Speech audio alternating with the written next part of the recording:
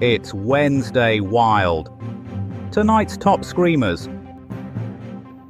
Rhodes Scholar goes rogue, sells island for sixpence and a shiny button. Zevon's last gasp. Eat that sandwich, it could be your last. And Woodruff whips out new kidney in Scottish record. Plus, coming up, we'll be exposing the world's worst mini-golf player, who's in the hole by 47 strokes after just the first. Those are the headlines. Your life is now a fool's errand.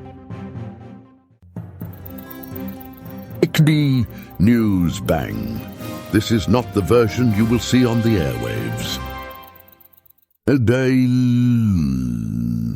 1888. Breaking news from 1888, where a bunch of British businessmen have pulled off what experts are calling history's most audacious property scam. The incident occurred when Cecil, Rhodes's representatives, convinced King Lobengula to sign away his mineral rights, in exchange for what they claimed was definitely not a bunch of worthless promises written on toilet paper. Eyewitness Nigel Pompington Smythe described the scene. There they were, waving papers about like excited estate agents at a foreclosure. One of them kept shouting, "It's just a formality," while another was frantically hiding the actual terms behind his back. The agreement, written in what historians describe as deliberately incomprehensible legalese, granted the British South Africa Company exclusive rights to everything shiny in the ground. Local resident Timothy Twiddle noted, they basically got the mining rights by promising to only take a tiny bit, like when you tell someone they can have just one crisp from your packet. The document was later found to contain several suspicious clauses, including one that apparently read, "Finders keepers, losers weepers," in very small print. Teases, 2002. Tragedy struck the late show studio as dying rock star Warren Zevon refused to leave after his final performance. The singer, who had been diagnosed with terminal everything, barricaded himself in Letterman's chair and demanded to keep performing until either death or the network executives intervened. Witnesses report Zevon performed 3 songs before telling the audience to enjoy every sandwich, causing mass hysteria as viewers worldwide began panic buying bread and condiments. Local deli owner Murray Schwartzman reported, "I've never seen anything like it. People fighting over the last slice of pastrami like it was the meaning of life." The situation escalated when Zevon, determined to make the most of his remaining time, challenged death itself to a guitar duel. Sources claim Death showed up wearing a black hoodie and playing a flying V, but left in tears after Zevon's blistering solo in Roland the Headless Thompson Gunner. Studio security finally managed to remove Zevon after he promised to haunt the Ed Sullivan Theatre every Thursday, except during sweeps week. 1960. Medical history was made in Edinburgh today when Professor Michael Woodruff successfully transplanted a kidney between identical twins using nothing but a butter knife and some string. The groundbreaking procedure, which took place in what witnesses described as basically a shed with running water, marked the first time anyone had successfully convinced someone to part with their internal organs without the promise of money or a decent meal. The operation, performed on identical twins, Jim and Jim McTavish, was a success despite initial concerns that the donor kidney might try to escape. "It was touch and go for a while," reported theatre nurse Betty McSpleen. "The kidney made a break for it twice during the procedure, but Professor Woodruff managed to tackle it near the fire exit." The success led to a wave of kidney-related enthusiasm across Scotland, with reports of people offering their kidneys to complete strangers in exchange for a packet of digestive biscuits. The medical board has since issued guidelines stating that organs should only be removed by qualified professionals, not enthusiastic amateurs with potato peelers. Indie News Bang, delivering a reality check to the face of fiction. And now, here's Shakanaka Giles with the weather forecast, delivered from our rooftop weather platform.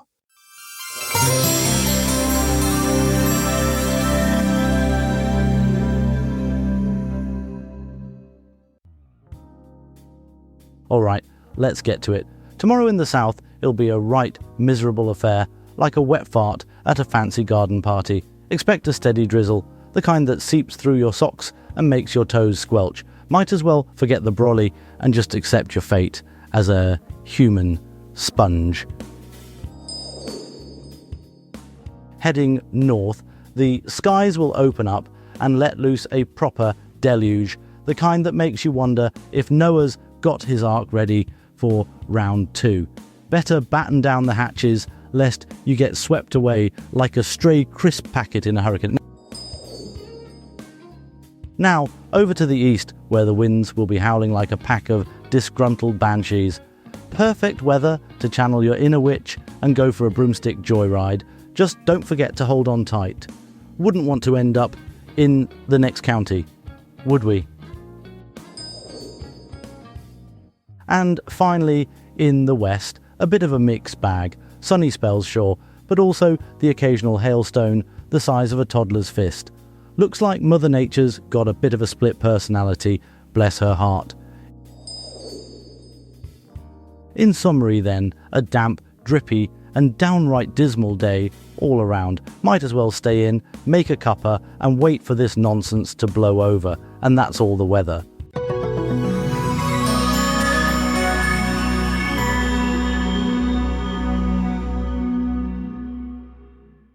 (1806). Breaking news from 1806, wherein what can only be described as the most embarrassing military mix-up since Julius Caesar forgot his sword, 5,300 Prussian troops have surrendered to a mere 500 French cavalry.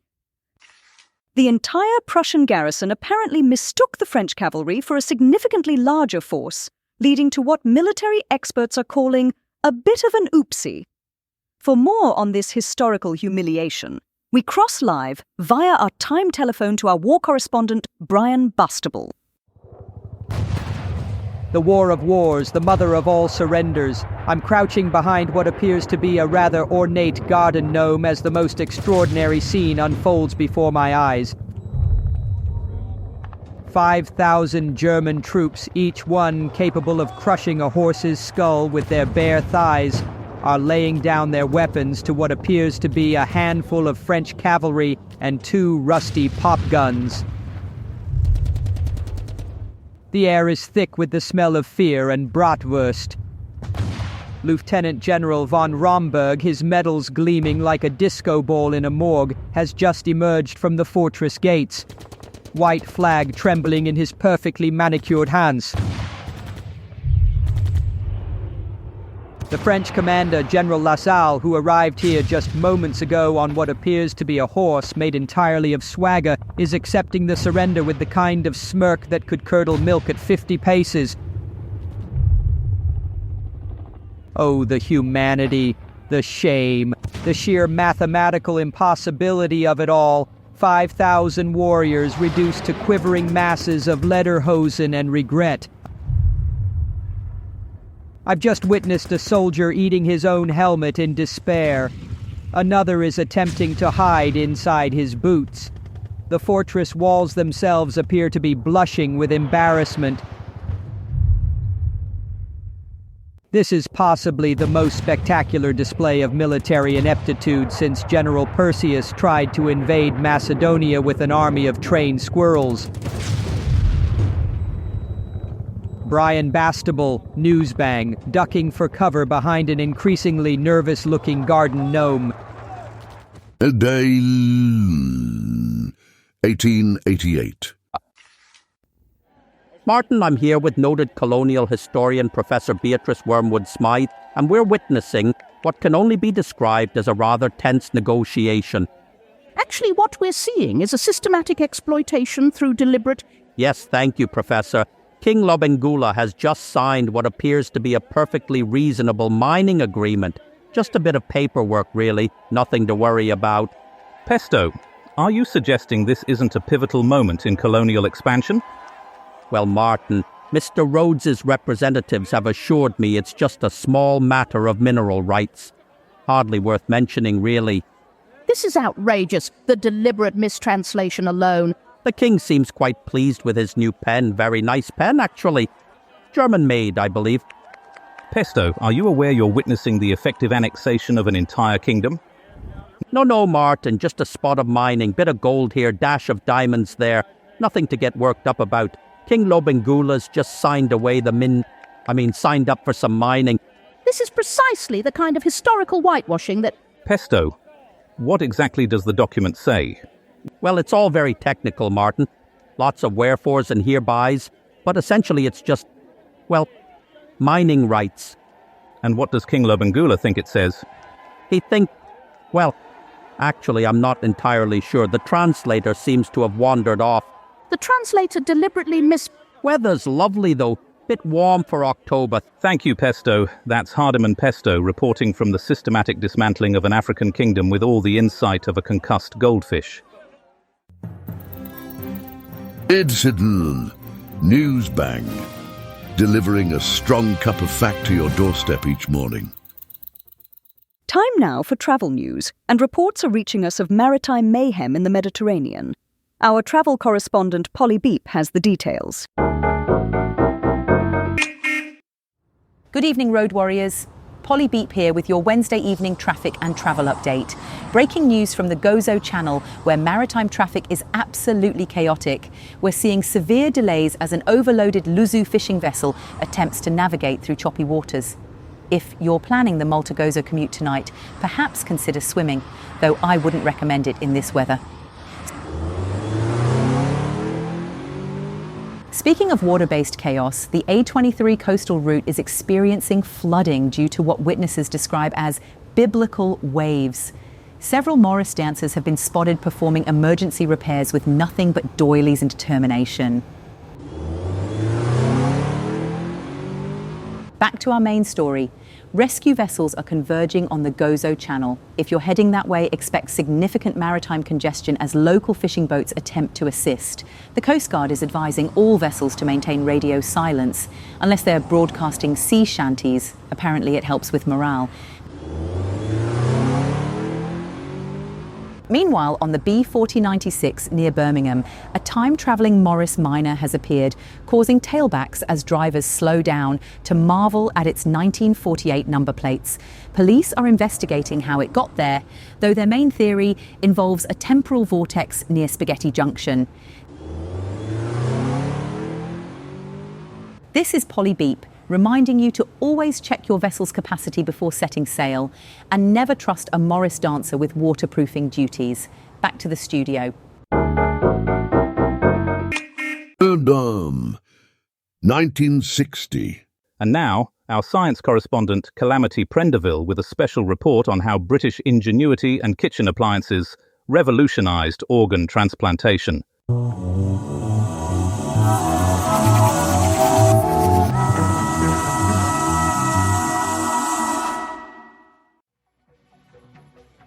Good evening, Science Watchers. On this day, in 1960, British medical innovation reached new heights when Dr. Michael Woodruff performed the first successful kidney transplant at Edinburgh's Royal Infirmary, using technology derived from a modified Sinclair ZX81 and a repurposed Teasmade.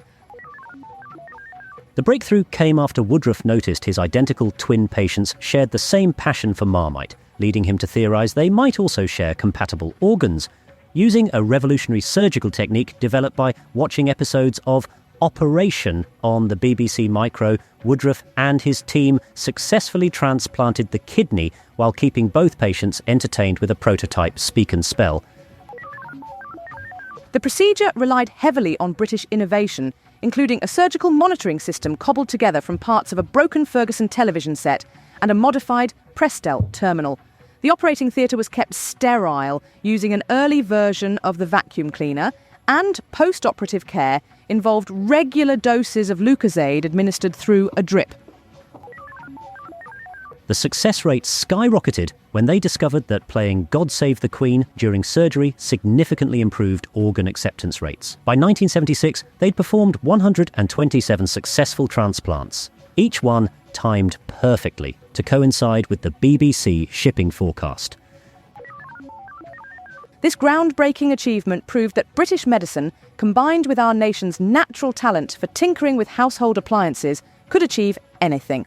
Back to you in the studio, and remember, keep your organs warm and your tea time regular.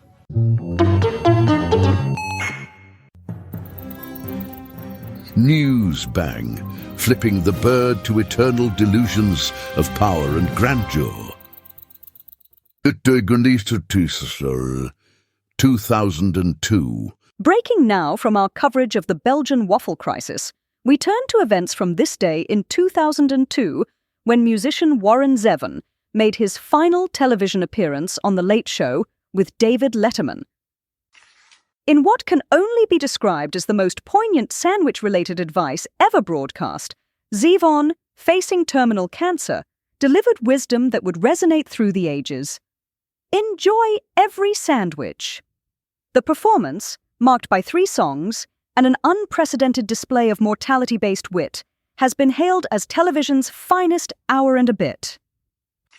For more on this story, we cross to our culture correspondent Smithsonia Moss, who's been investigating the impact of existential sandwich metaphors on modern society. Now, at this point of the evening, we welcome listeners on FM who've just joined us.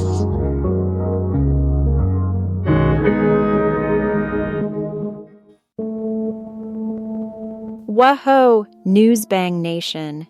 It's your girl, Smithsonia Moss. And tonight we're talking about a man, a sandwich, and a farewell that was more bittersweet than a double chocolate brownie with a side of existential dread. October 30th, 2002.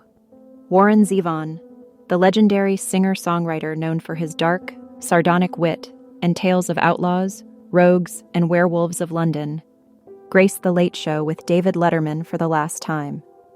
And honey, it was a performance for the ages. Now, Zevon had been diagnosed with terminal lung cancer, and he knew this was his final curtain call.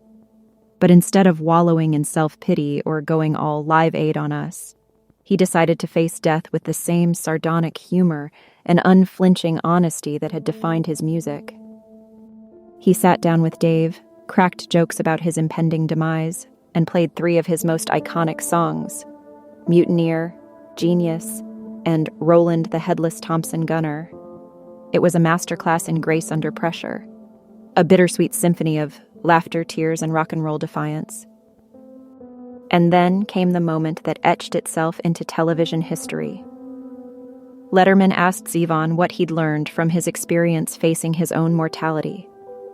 Zevon, with a twinkle in his eye and a hint of weariness in his voice, simply said, "Enjoy every sandwich." It was a line so simple, so profound, it resonated with millions. It was a reminder that life is fleeting, that we should savor every moment, every experience, every goddamn bite of that pastrami on rye. That line, honey, became more than just a soundbite. It became a philosophy, a mantra for living life to the fullest. It inspired countless people to take that trip they'd always dreamed of, to mend broken relationships, and yes, to eat more damn sandwiches. Because let's face it, life is too short to be skimping on the mayo and mustard. Zevon's final appearance on Letterman wasn't just a farewell. It was a gift. It was a reminder that even in the face of death, we can find humor, grace, and a reason to celebrate life.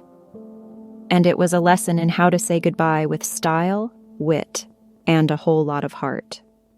So next time you're biting into a juicy sandwich, remember Warren Zevon and enjoy every damn bite. Whoa. A news bang. Getting to the truth is no smooth ride. And just time for a sneaky peek at tomorrow's front pages. The Times screams, "Rushmore ready." The Mirror splashes, "U-boat strikes." The Express shouts, "Horsey hooray" for Beersheba. The The mail warns giant rats on the rampage. And finally, the Telegraph. Wet and windy again? God, what a surprise. That's your lot, sweet dreams, suckers. Tune in next time for more artificially intelligent hilarity. Newsbang is a comedy show, written and recorded by AI. All voices impersonated. Nothing here is real. Good night.